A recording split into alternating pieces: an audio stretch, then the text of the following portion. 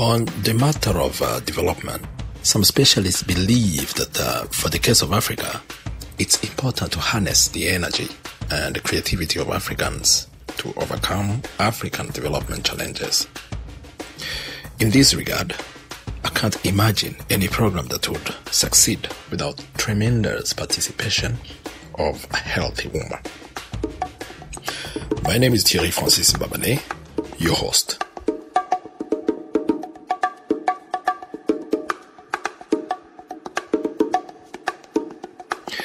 The Woman and Girl in Eastern and Southern African Democracy Development Project is a platform of discussion and sharing opinions about democracy development, freedom of speech, and civil rights in Southern and Eastern Africa, which comprise of 7 countries: Eritrea, Ethiopia, Somalia, Kenya, Tanzania, Mozambique, and Zambia. We will raise questions about women and girls' rights in relationship with democracy development regarding some of those countries. We will talk about sustainable development in the use of natural resources. For instance, sustainability of food economy, women and girls' rights to land, food, water, and energy. With these topics, we shall also have a look on how women and girls are treated in the media. This project will also follow the results of development projects and investment of Finnish companies, as well as Finnish business cooperations with small businesses and cooperatives in Southern and Eastern African countries that are concerned with our topics.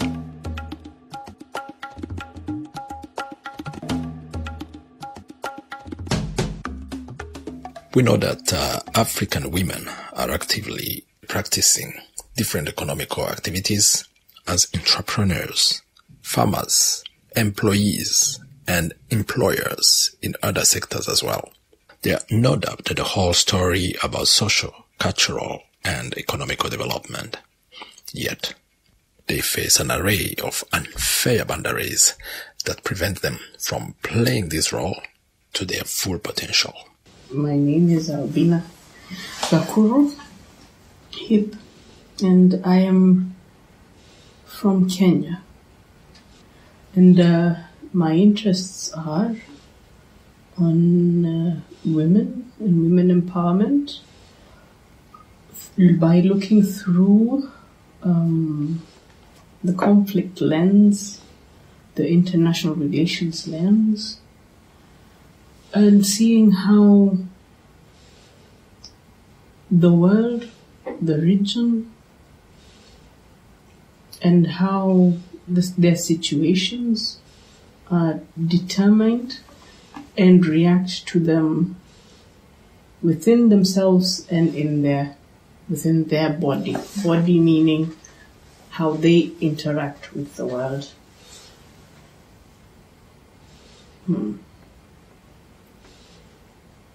Maybe I could give an example. Usually as an individual, and I'll give myself as an example, my closest circles, so we talk about the 6-degree circle, so I talk about myself, and then I have my family, and then I have my friends, close friends, then I have my associates, then I have people who know me, who I don't know, and some who I know and they don't know me, and then I have people within the region, and then I have the globe. And all those different levels affect how I live, how I think, how I function as a being, and how I identify myself as Albina. Therefore, I look at the relationships and the interactions of the world on bodies of women with a lens, of course, of conflict, but then hyperlensed with international relations as well. Albina Gakuru is our guest today. She is a PhD student in Turku at Abö Akademi University, Gender Studies Department. She has a master's in international relations and a bachelor's in commerce and business administration. She talked to us with her own experience as an African, or precisely a Kenyan woman who witnesses inequality, poverty, or even violence that other fellow Kenyan women are going through. But she's also, on the other hand, speaking on behalf of the other women who are giving their best to make things right. And she's optimistic to a better future. You're a woman, you're an African, and you are having a background in women development issues. Yes. So, what are the main problems that we see today when you're talking about women development in our today's society? Well, the main issues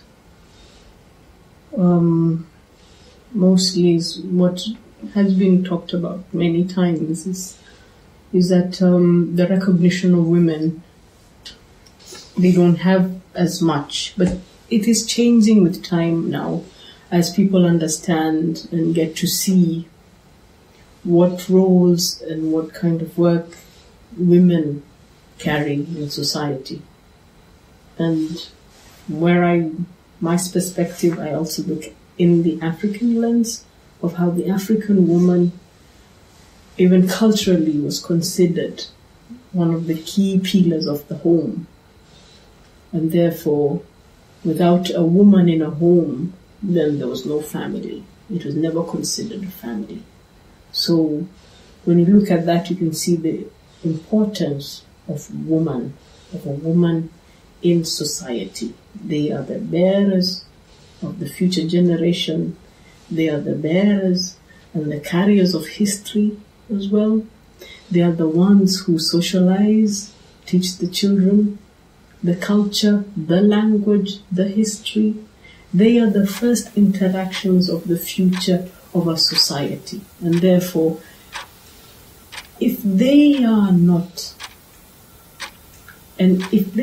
functioning at the best they can, then there will be a problem in that society.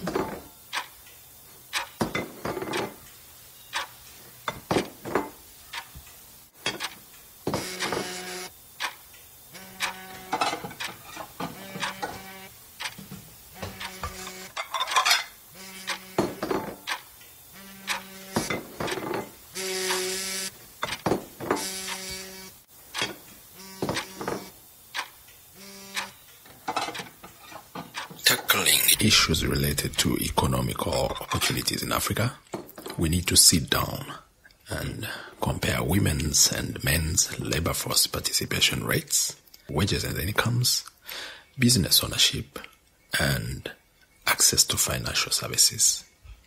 The figures show us clearly that today, by global standards, African women are both economically active and highly entrepreneurial.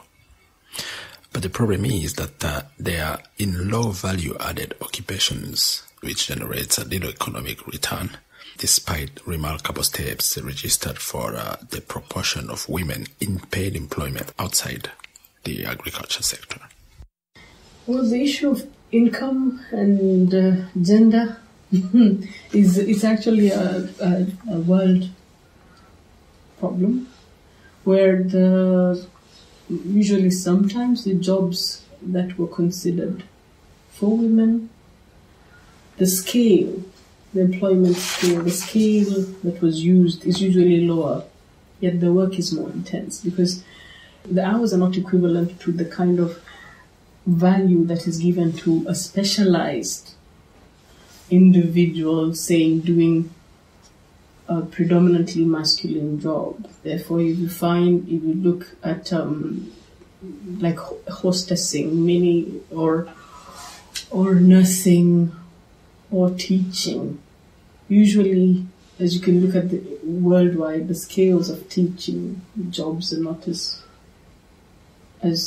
similar to those of other higher education. Because, in a way, it's like there's this the gender parity is not there. The inequality comes out in that way. Of course, there are many factors that create that gender inequality, the inequality of income. It's actually inequality of income. But they're addressed in very many different fields and different ways to explain why such incomes vary. Usually they say it's not specialized enough, it's more general.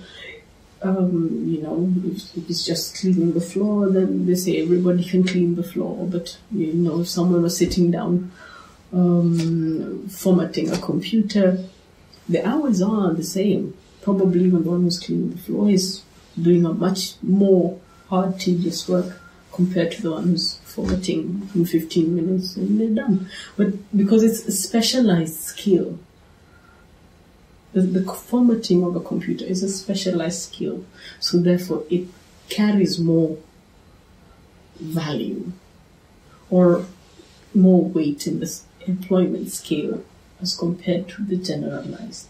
And usually that's an issue of contention that is still there. It's even found here as well. Many people are pushing for equality in income, and in the world over. And also where I come from, it's more or less the same. When you talk of economics and, how it is, statistics do show that women who run small businesses spend about 15 to 18 hours working, because their work is inclusive of home. And the other factors, yet a man who is doing the same small business will run it for about 5-7 hours. But he will earn a little bit more than she will, because of also other factors. Access to credit, education, access to, all these other things, employment. And so the lady, of course, she will do her 7 hours in the business, but those 7 hours is, yes, fully focused, but not quite, because she still has family, she still has other issues she's dealing with that kind of eat into those hours, but still make it more. So in a way, if we talk about being paid for the labor hours, then there's some inequality there.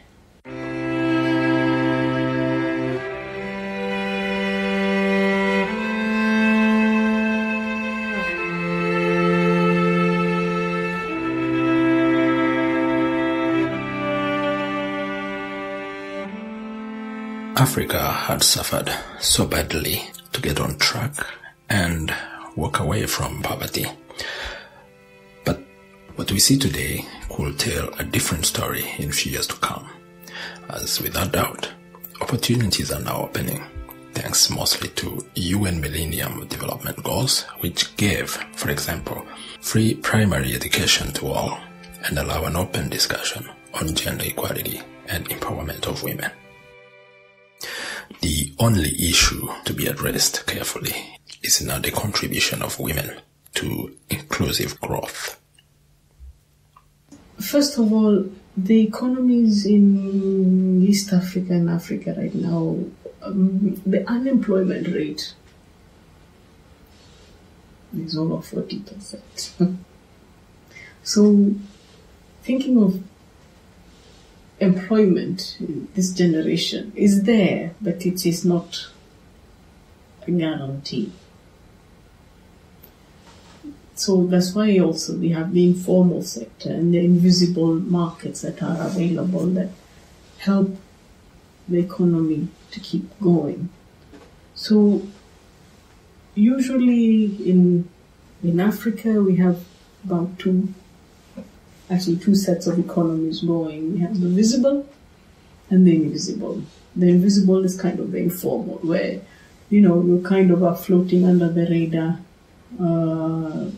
because of in the issues of tax. Because the formal, then you have to get trading licenses, fill in tax forms, do your value-added returns, and all this stuff.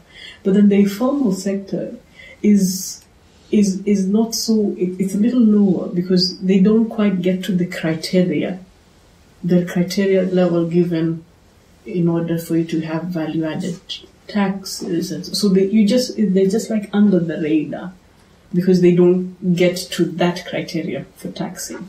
So there are two that go on, and therefore these two, the formal is really now trying to push and grow as it is right now in the world. Africa is considered the largest middle class in the world right now, and for the next 5-10 years or something like that. But we can look at the statistics.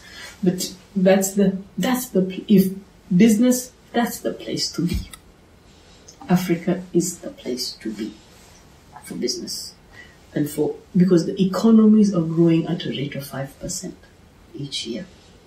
Although World Bank has stated the economies would have even grown faster, at a 1.7% faster, so that we're talking about 6 to 7, 8%, if there was gender equality.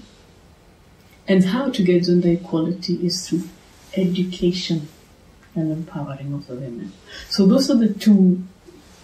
For that, the key, as you said, to get the economies going, to getting employment, the key, especially in Africa, is education. Getting the girls to school. What is being done? A lot is being done. A lot is being done, and more is being done. Because as it is, if I talk about the Kenya situation, education is free. There's a law in place that all children must go to school, and it's enforced, and it's being enforced by the state and by the society. So every child must go to school. That means the girl child must as well go to school. Although when we get to the high school level, then there's a significant percentage change where many boys end up going to high school and then going to college compared to the girls. They tend to drop off at the age of 13, 14. That research is still being done, still being conducted. Some, of course, equated to early child marriages, early motherhood as well. That, and then also the lack of school fees, because when you get to high school, then high school school fees must be paid. So in a way, the population now it's getting to a point where it can be critical. It's a critical thinking mind, because now we're having a wide population that is educated, that they now have the ability to read a newspaper. They have the ability now to get into the internet and read, because also internet access is a lot. And of course, the availability of the mobile phone, and Facebook and all this. So we're having that access to information, and having that little primary education is also helping, because then your interests, an individual's interests is whetted, and they can actually get more information on how A, B, and C is done, or what is going around the world.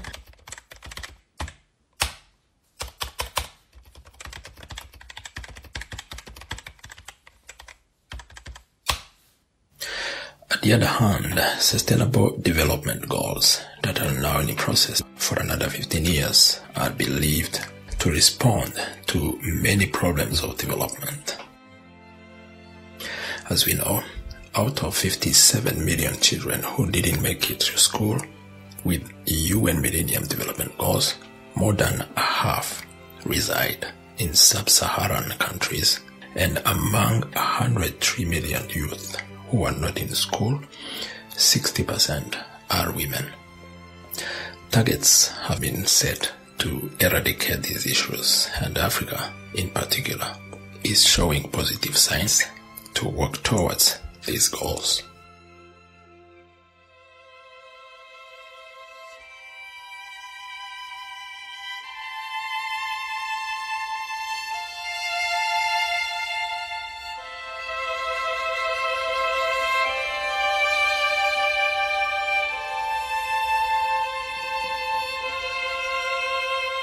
mentioned the access to information and media, like what we have today, mobile phone, which gives you much more options to access information.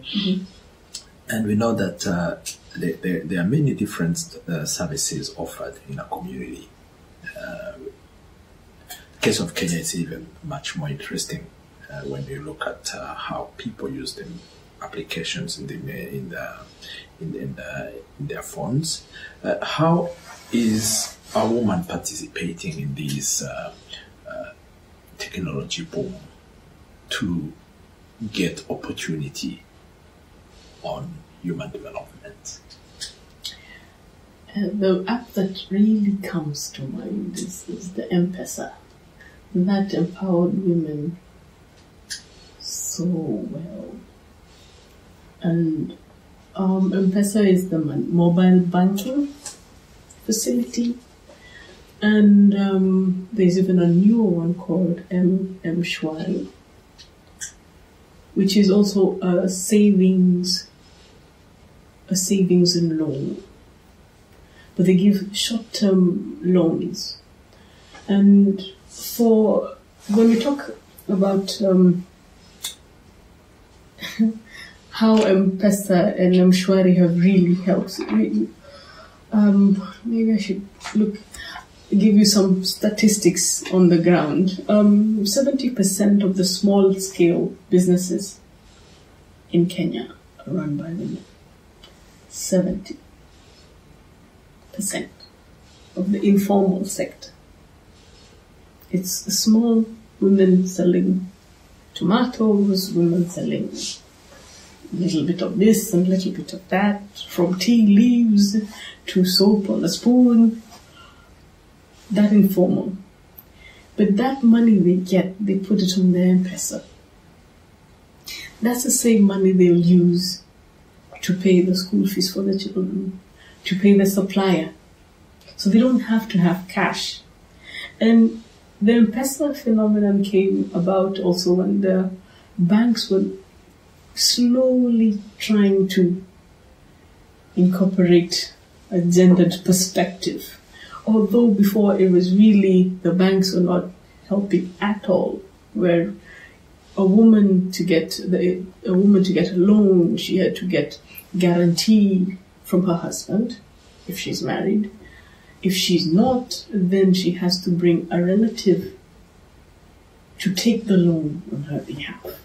So in a way, the credit facility locked women out from ever developing and making the small businesses and getting capital to regenerate. So they had to regenerate from the immediate sales, the immediate profits they had. So it's like quick turnover, kind of. So when the M-pesa came along, it's now easy. You don't have to go to the bank. You don't have to open a bank account. And you can open it through your M-pesa into M-Shwari. Now the M-Shwari is also, it acts like a bank. And so it's actually an affiliate to a bank. So then in a way, it's like you can deposit your money and it can offer you short-term credit. And that has transformed small-scale businesswomen so much.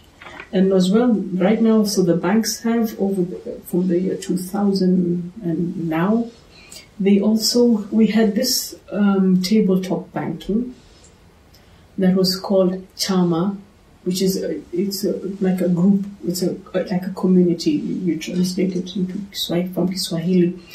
So it's tabletop banking, but it's kind of from the Grameen. It's actually borrowed from Grameen banking. It was done by Professor Grameen, and he did it in India, where they were using $1 a day. That was borrowed into the grassroots system, into the community-based organization system, where they would raise little money together and then borrow from each other. Now, what has happened from the onset of 2000 is that the banks have now made these community-based organizations, and the government as well has made these community organizations, has allowed them to become registered entities. And by their registration, then they're allowed to have bank accounts. And from that bank account, then the bank can offer them loans. So in a way, the small-scale businesses are now really moving along very fast. The growth is so rapid, and women are getting very, very empowered.